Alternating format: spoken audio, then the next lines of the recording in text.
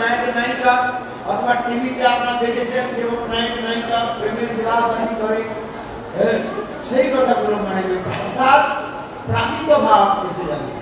তাই গুরুদেব বলতেন যে যেখানে সভা সমিতি রয়েছে, যেখানে অনেক লোকের সমাবেশ রয়েছে, সেখানে শান্ত দাস্য সক্ষ এবং বাস্তবের কথাগুলো সেখানে বলা যায়, মাধুর্য রসের কথা সেখানে বলা উচিত নয়। তিনি বলতেন কেননা মাধুর্য রসের কথা তো বুঝতে পারবে না, সাধারণ মনে করবে রাধারানী সামান্য এক স্ত্রী আর কৃষ্ণ এক সামান্য পুরুষ বলে তাদের মনে।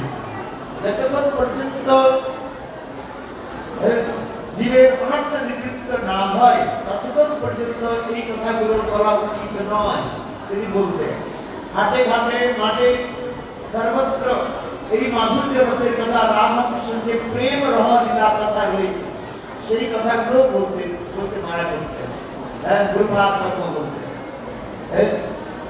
যারা অধিকারী রব রয়েছে তারা সবকিছু বলতে পারে, তাদের সত্যি রয়েছে, বুঝতে পারছেন। এই জন্য আমার গুরুদেব বলতেন যিনি অধিকারী রয়েছেন তিনি তার অধিকারের অনুসার তিনি বলছেন। এই জন্য আমার গুরুপাদ পদ্ম তিনি অত্যন্ত নিরপেক্ষ ছিলেন। তিনি কোন বৈষ্ণবের কখনো নিন্দা করতেন না। তিনি শুধু একটু বলতেন যিনি যে রসের যে অধিকারী তিনি সেইভাবে তিনি কথা বলে চলছেন। কিন্তু নিরপেক্ষ হয়ে বিচার করতে গেলে তিনি এই কথা বলতেন শান্ত দাস্য সক্ষ এবং বাৎসল্য রসের কথাগুলো বলা যায়, আর মাধুর্য রসের কথা সেগুলো সর্বত্র বলতে না। সেই জন্য আবার বলছেন মহাপ্রভু এই মাধুর্য রসের কথাগুলো আলোচনা করতেন কোনখানে? স্বরূপ দামোদর রায়ের সঙ্গে। রায়ের নাট্যকার স্বরূপের গান বিরহের তালে জুড়ে রাখে অপরাণ। যখন চৈতন্য মহাপ্রভু বিরহ দশায়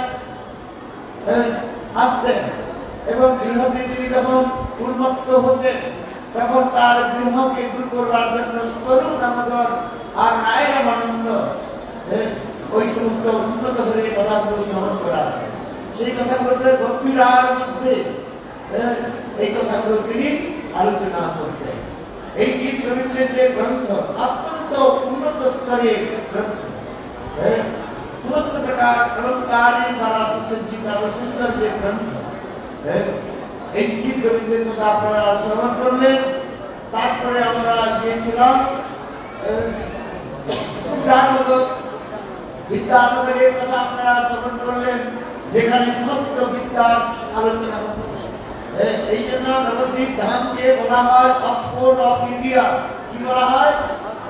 অক্সফোর্ড অফ ইন্ডিয়া।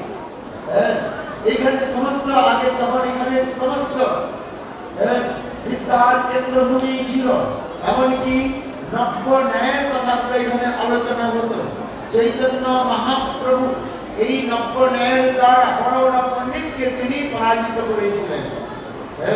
যে মহাপ্রভুর যে বিদ্যার যে বিলাস, সেই বিদ্যার বিলাসের দ্বারা চৈতন্য মহাপ্রভু বড় বড় পণ্ডিতকে তিনি পরাজিত করতেন। যে স্থানের মধ্যে রয়েছে ন্যায় শাস্ত্রকে তিনি পরাজিত করতেন, যাকে বলা হয় নব্য ন্যায়। মিথিলা তখন ছিল আবার আগে মিথিলাতে এই ন্যায় দর্শন করানো হতো, কিন্তু চৈতন্য মহাপ্রভু এই বিদ্যানগরে এই স্থানে এসে বড় বড় পণ্ডিতকে তিনি আগে দিয়েছিলেন। আবার ওইখানে সমস্ত বিদ্যা উৎস বলা হয়। আপনারা পরিচয়ের আগত থেকে শ্রবণ করেছেন, দুপুরের সময় দর্শন আর সমস্ত প্রকারের বিদ্যা ওখানে উৎস বলা হয়। যত গ্রন্থ আদি মূল কেন্দ্রবিন্দু হচ্ছে এই বিদ্যানগর। এই বিদ্যানগরে এই সমস্ত পুরো আপনারা শ্রবণ করলেন। তারপরে সাধু ভট্টাচার্য বিশাল পণ্ডিত ছিলেন, তিনি এই স্থান থেকে আবার তিনি চলে গেলেন জগন্নাথপুরী। যে মায়াবাদ প্রচার করেছিলেন ছিলেন তো গৃহস্থ, কিন্তু বড় বড় ব্যক্তিকে বিদ্যানকে তিনি সন্ন্যাস দিতেন, নিজের সন্ন্যাস নেন না। বুঝতে পারছেন? श्री वेदांत एत सुंदर व्याख्या करें सुंदर बात न्यायवाद ये द्वारा তিনি প্রচারাদি করেছেন। কিন্তু চৈতন্য মহাপ্রভু সন্ন্যাসের পর তিনি জগন্নাথপুরীতে গিয়ে ওই সাধু ভট্টাচার্যকে তিনিও রাস্ত করেন আর তাকে সর্বোচ্চ রূপে থেকে দর্শন দেন। যখন আপনারা জগন্নাথপুরী যাবেন বা গিয়েছেন বা দর্শন করেছেন, সেখানে কিভাবে চৈতন্য মহাপ্রভু সেই সাধু ভট্টাচার্যকে তিনি পরাজিত করে শাস্ত্রার্থ বেদান্ত দর্শন আদি পাঠ করিয়ে তাকে তিনি পরাজিত করেছিলেন এবং সর্বোচ্চ দর্শন করে দিয়েছিলেন।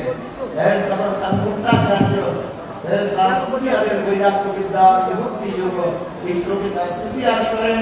তারপরে আমরা গোপালাতে এসেছিলাম, যেখানে রাধা কুণ্ড দর্শন আপনারা করেছেন। গোপালা এই কথা সুন্দর যে মধুর যে বিরাটতা সাক্ষাৎ যে রাধা রানী ওখানে বিরাজমান, এটা আপনারা বৈষ্ণবের মুখারবিন্দে শ্রবণ করেছেন। কুণ্ডের মহিমা জানি রাধার মহিমা, রাধা কুণ্ড আর শ্রীমতী রাধিকা কোনো ভেদ নাই। এই জন্য বলা হয়েছে রাধা কুণ্ডকে বলা হয় শ্রীমতী রাধা রানী সাক্ষাৎ তার যে দিব্য প্রাকৃত ভাব মহাভাবের মূর্তই বলা হয়েছে এই রাধা কুণ্ড। এই কুণ্ডের মহিমা আপনারা শ্রবণ করলেন। এই জন্য নবদ্বীপ পরিক্রমা করলে রাধা কুণ্ডের পরিক্রমা সবকিছু হয়ে যায়, অন্য কিছু আর বাকি থাকে না। এইপর রাধা কুণ্ডের মহিমা আপনারা শ্রবণ করলেন। রাধা রানী অত্যন্ত সুন্দর সুন্দর লীলা মাধুর্য সেখানে প্রকাশিত হয়েছে। তারপরে আমরা এখানে মধ্যে এসেছি। এই বলে আমি আমার বক্তব্য এখানে